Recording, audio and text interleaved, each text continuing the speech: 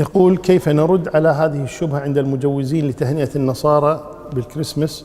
آية: لا ينهاكم الله عن الذين لم يقاتلوكم في الدين ولم يخرجوكم من دياركم أن تبروهم وتقسطوا إليهم.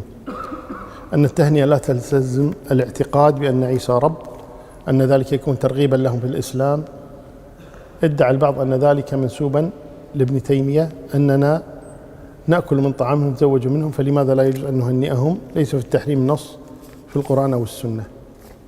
على كل حال يعني نحن نفرق بين تهنئتهم بدينهم وتهنئتهم بغير دينهم. يعني لا مانع أن تهنئ النصراني أو اليهودي أو المجوسي أو الهندوسي أو البوذي اللي يكون يعني مذهبه أو دينه، تهنئه بولد، لما جاءه ولد تبارك له، اشترى بيتا، اشترى سيارة، ترقى في العمل، يعني أمور الدنيا. أما أن تهنئه على دينه كأنك تقول إن دينه صح، والله تبارك يقول إن الدين عند الله الإسلام، والله جل وعلا يقول: ومن يبتغي غير الإسلام دينا فلن يقبل منه. فكيف تهنئه على الكفر؟ هذا عيد ديني، لا يجوز تهنئته على عيد ديني. والنبي صلى الله عليه وسلم ما دخل المدينة وجد الناس يحتفلون، قال: إن الله قد أبدلكم بعيدين فقط، عيد الأضحى وعيد الفطر فقط. لا يجوز أن يهنئوا على دينه. هنأ بالولد، هنئه بالزواج، ما في مانع، لكن ما تهنأ على دين باطل. الله تبارك يقول: لقد كفر الذين قالوا إن الله ثالث ثلاثة. كيف تهنئه على الكفر؟ هذا لا يجوز. لابد أن ننتبه لهذه المسألة. وأما ما ينسب إلى ابن تيمية، ابن تيمية صرح بهذا واضحا، كتابه في الرد على أصحاب الجحيم، الصراط المستقيم في الرد على أصحاب الجحيم، رد فيه ردا واضحا أنه لا يجوز تهنئة الكفار بأعيادهم.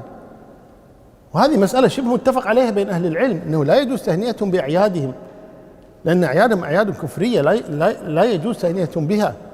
وأما قضية أن هذه من باب الدعوة إلى الله تبارك وتعالى، طيب الدعوة إلى الله ليس متوقفة على هذا، بالعكس لابد يكون دينك واضحا. قل له: هذا دين ما أهنئك عليه، أهنئك على الولد، وأهنئك على الزواج، وأهنئك على شراء بيت، نعم، لكن لا أهنئك على دينك، هذا لا يجوز. وأما دعوة أن القرآن لم يمنع، بدليل قول الله تبارك: لا ينهاكم الله عن الذين لم يقاتلوكم في الدين ولم يخرجوكم من دياركم أن تبروهم وتقسطوا إليهم. نعم، من قال أن يمنع البر؟ لكن أيضا لا تنسى الآية التي بعدها: إنما ينهاكم الله عن الذين قاتلوكم في الدين وأخرجوكم من دياركم وظاهروا على أن تولوهم. يعني التولي لا يجوز. نعم، البر جائز، بر أحسن إليه. الرسول صلى الله عليه وسلم كان يهدي لجيرانه بغض النظر عن أديانهم، ويعود مرضاهم بغض النظر عن أديانهم، هذا من البر. ولما جاءت أسماء بنت أبي بكر للنبي صلى الله عليه وسلم تستشيره في أمها قتيلة بنت عبد العزى وكانت مشركة، جاءت تزور أسماء وجاءت معها بهدية، فقالت: يا رسول إن أمي جاءتني راغبة وجاءتني بهدية.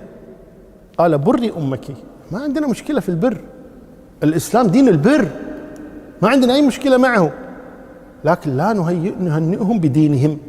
هذه المسألة لابد أن ننتبه لها، والله المستعان.